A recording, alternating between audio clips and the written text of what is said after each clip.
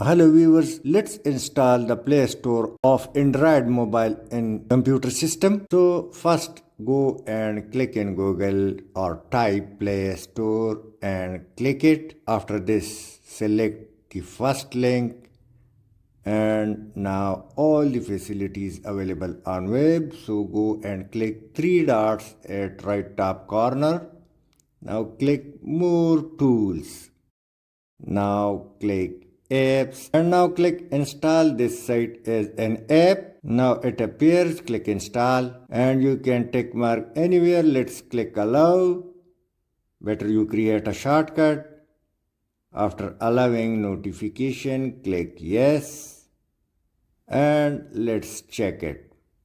Double click it and all the facility, games, apps and kids section are correctly displayed on PC with great ease. Thanks for watching.